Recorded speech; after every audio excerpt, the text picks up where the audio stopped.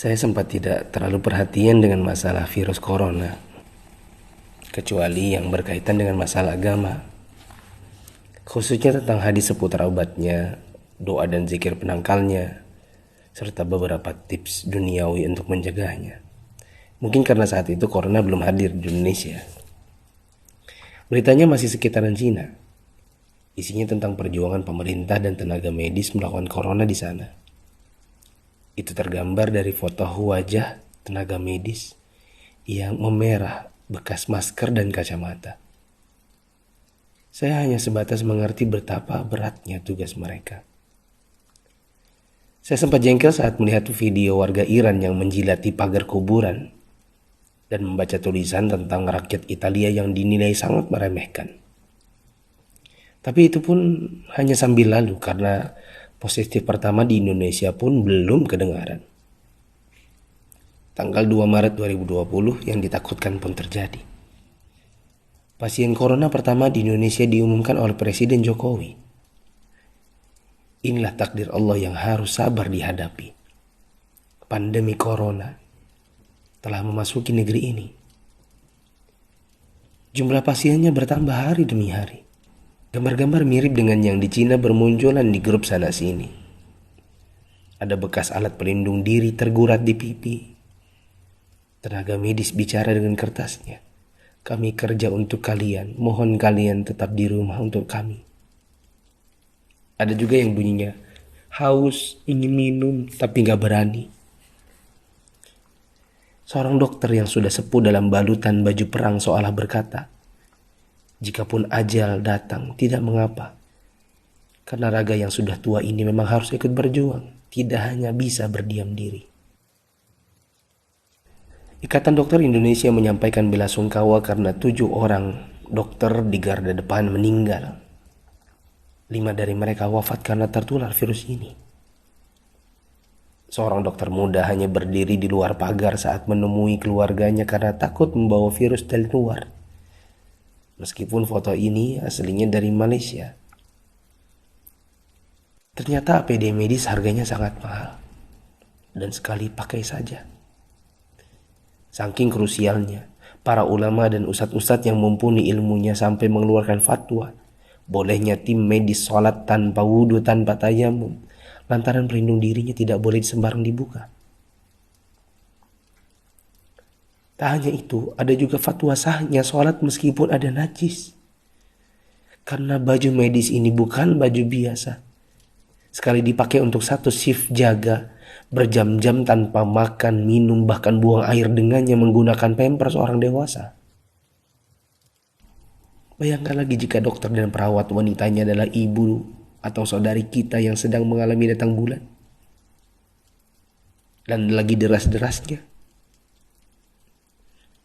Atau dia istri kita yang harus berjuang di rumah sakit, sementara punya bayi yang juga harus disusui tapi tak bisa. Ada pun yang wafat,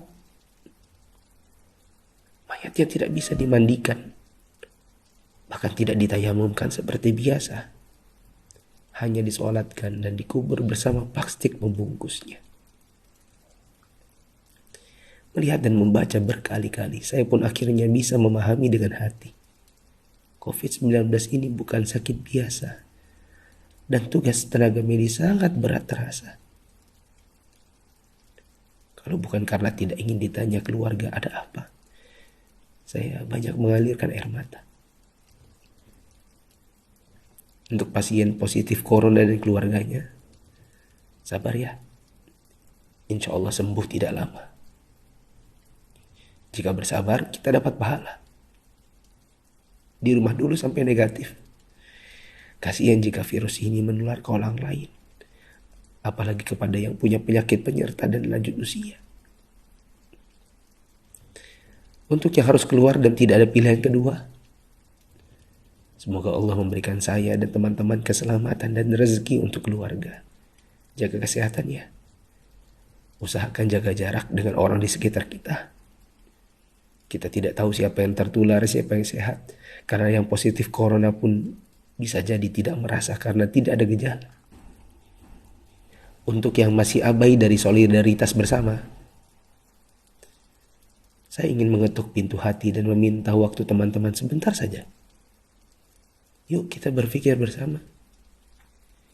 Jika teman-teman menggunakan media sosial atau punya kotak kaca media massa, teman-teman pasti sudah mendengar berbagai penjelasan wabah yang melanda.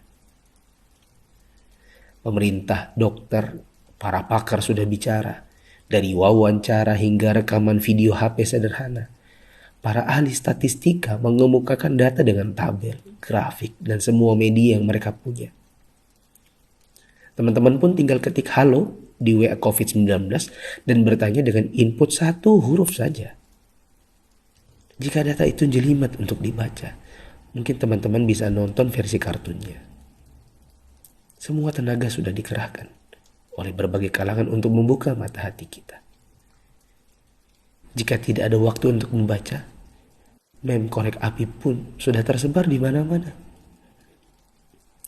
Sampai-sampai ada yang berpikir, mungkin kalau simulasi penularan virus corona ini pakai video game, barulah anak muda yang meremehkan corona akan mengerti dan percaya.